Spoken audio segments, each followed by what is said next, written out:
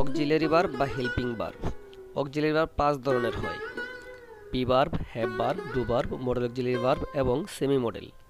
B verb: am, is, are, was, were. Have verb: have, has, had. Do verb: do, did, does. Modal auxiliary verb: shall, should, will, would, may, might, can, could, must।